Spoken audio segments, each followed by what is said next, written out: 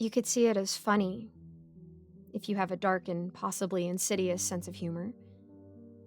All I was trying to do was support a small business. I'd been reading about the decline of mom and pop shops and the looming corporations looking for a small window to usurp the market. So when I saw a sign for a farm stand a few back roads off my typical path, I went straight away. The lanes meandered, transforming from asphalt to gravel to dusty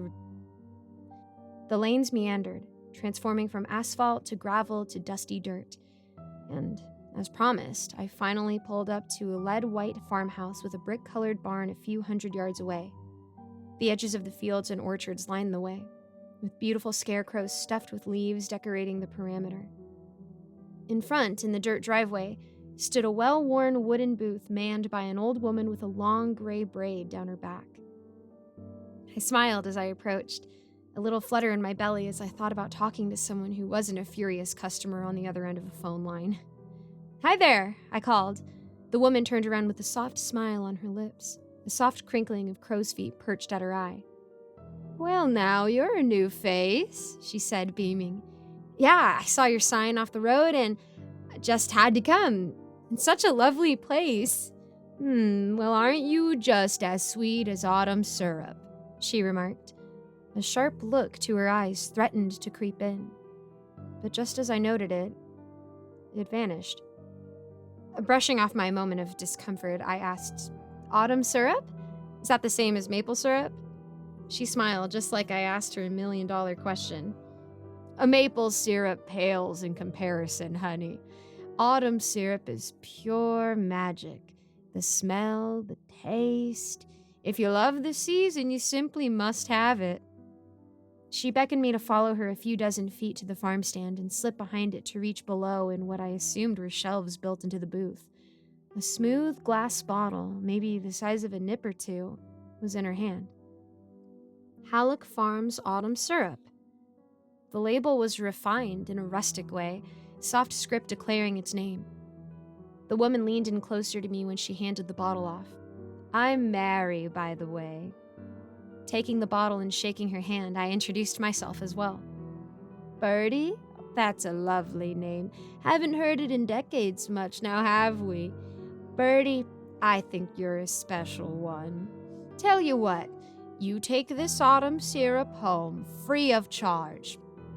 I think you'll enjoy it so much that it'll be payment enough in its own right. You find yourself needing more, you know where to find me." The kindness of this woman made my heart ache. "Oh, Mary, please, don't be silly. I'm happy to pay for the..." "Now, Birdie, you heard me. You take this autumn syrup, you enjoy it. That's all I want. Now go along, and I'll see you when it's time."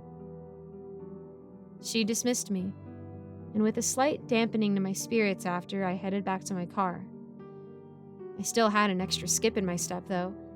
I loved fall, and I couldn't wait to try this syrup. I removed the lid in the car to take a whiff, and was overwhelmed by impossible aromas of autumn. Crunchy leaves on a forest trail, apple cider mulling on the stovetop, pumpkin guts, cinnamon. The whole drive home, I thought about what recipe I'd like to make first to try this intoxicating syrup. An hour later, I was on my couch with a plate of apple cinnamon pancakes and a bottle of autumn syrup on the tabletop. Settling into my regular nook, I cut up my dinner and dipped a bite of pancake in a small pool of the syrup. Saying it was amazing was comically underselling it. Ambrosia, the nectar of the gods, came closer, but to this day, I can't give an adequate description of what autumn syrup tasted like. It reminded me of how Amortenia took on the favorite scent of the smeller to appeal to them perfectly. It was as if the syrup tasted every flavor I most loved. I finished my pancakes in short order. I was sated and elated, simply humming with joy at the delight of my autumnal feast. I felt good, great even. For a while, still on the sofa, a prickling feeling in my fingers announced itself maybe an hour after my dinner. Instinctively, I brought my thumb to my mouth to suck on any remaining autumn syrup. but the sensation only worsened, and now my mouth was tingling too. I took a Benadryl to assuage any possible mild allergic response I might have been experiencing. I was soon hit with the most common side effect of diphenhydramine, drowsiness. I crawled into bed, weary and sweet, until morning.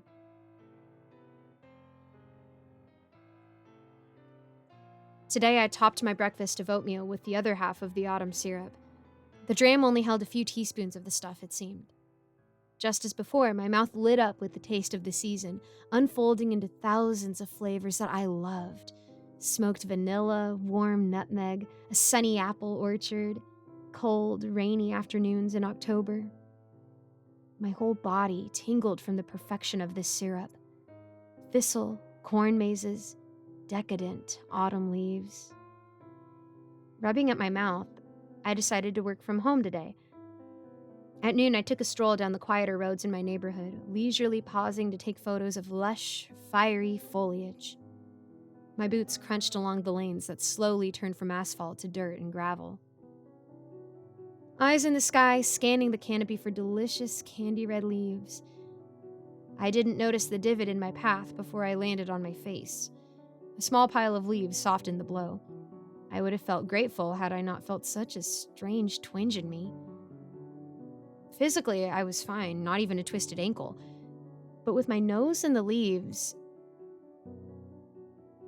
I felt a hunger I never experienced. The pile of leaves smelled like autumn syrup, promising a sweetness in its richness, a true bite of autumn. I don't know why I did it, but that leaf, red with pinkened edges and a streak of yellow, was soon inside my mouth. It was crisp and easily softened, bringing to mind the taste of apple crisp and foggy mornings. I ate 3 leaves before I got a grasp on myself and pulled myself to my feet to head home. I ate bland foods for the rest of the night, almost in penance.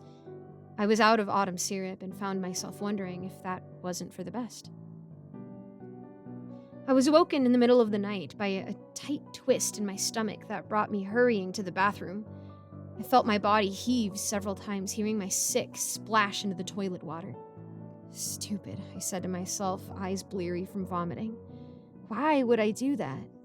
Of course leaves will make you sick, you're not a cow. Briefly, I considered if it would be better to scoop the leaves out of the bowl to go gentler into the plumbing. Or if flushing them would be okay. When I wiped my eyes, I was shocked to only see my plain bread, banana, and applesauce sitting in the bowl.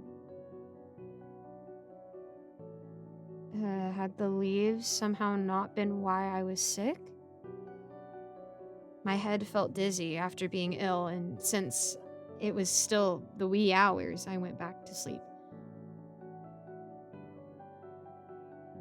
Getting ready for work, I ran for the bathroom again as I smelled my fresh coffee brewing. I cracked an egg and was brought to my knees. I sighed. I had no sick days and had to get into work no matter what. Looks like we're skipping breakfast today. As I walked over to my Corolla, I passed over fallen leaves. With each step, their luscious scent wafted to my nose, and I closed my eyes to soak it in. When I opened them again, I was kneeling on my driveway, scooping a small armful of leaves to the crook of my elbow. I was doing this again? I brought my haul into the car and heaped them onto my passenger seat. I sat down quickly and shut myself in my car and ate a few more leaves as I drove to work. I couldn't focus all day. I made about 3 phone calls before I took my first trip back to my little green car, sneaking greedy mouthfuls of leaf. From my car, I called my doctor. I may have been chagrined, but I knew something was wrong. I Googled around, found myself reading about pica. Leaves weren't common, but really any non-food item can become a craving. I went home 2 hours early after having taken so many breaks. I tried making dinner again, but found myself nauseated at the thought of the contents of my cabinet. Returning from the obligatory tour of my bathroom, I slumped into the couch for some reflection. Did you know that the brown leaves are actually pretty tasty? Full of oak and rum and ginger notes? No, I can't think of that. I need to think of what happened to me. I was fine before I got that strange skin and oral irritation. What had caused it anyway? I froze. I needed to talk to Mary at Hollock Farms. The stand was still open when my Corolla rolled up to the little farm. I saw her long silver braid and crinkled eyes trained on my arrival. Mary wore a private smile, hawking those bottles of autumn syrup. I noticed that the small dram was the only size available. The only size needed, I thought. I walked quickly across the pebbled parking lot to where Mary stood. "Oh, Bertie," she cried. "So good to see you. Is it time already?" I ignored her and tersely asked, "What have you done to me?" A wry grin wrapped itself around her face for a moment. "Eating leaves, are we?" She glanced at my hand, and I saw for the first time I was holding a fistful of leaves. I threw them to the ground in disgust. "Bertie, isn't autumn simply the most perfect time of year? The sweet smell of decay and decadence, rich and smooth like syrup. Are you going to tell me it wasn't worth it, Bertie? You tasted heaven." She cupped my chin and tapped on my lip. My mouth began to tingle, like it was full of bees and static. I couldn't reply.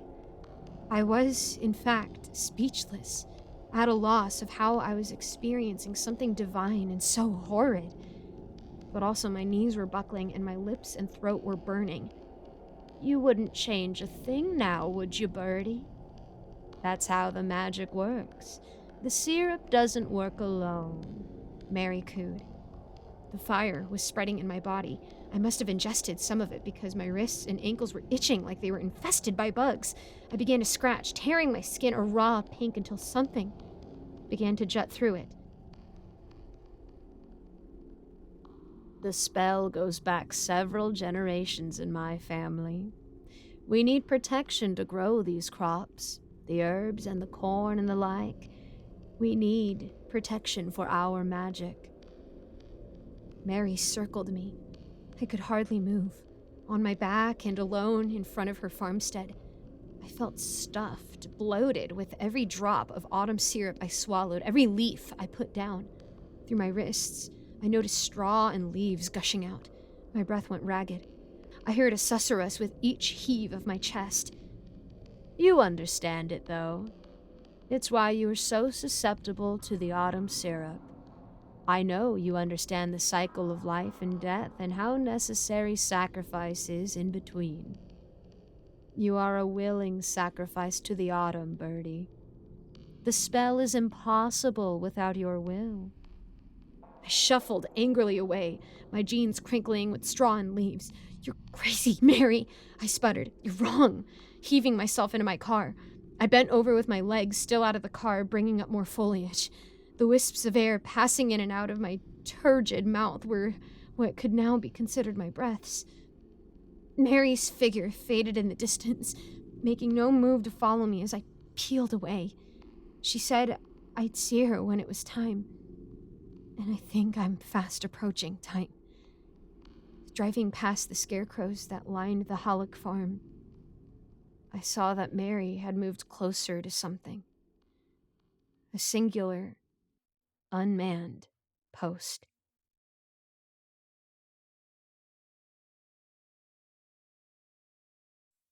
Thanks so much for listening, guys. A quick shout out to my patrons: Kevin Kess, Sabiel Eclipse, 055555, Cormac Wells, Amara, Matthew Steiner, Cupcake Hips, Alonzo, Mr. Sankofa, Michael Milburn, Kozak, Icy Narrates, Jesse Hartley, Eric Cifuentes, Andreas Anderson London, Lawrence Wallen, Geek Sanctuary, Melissa Perez, and this guy. That is someone's actual username. I love that.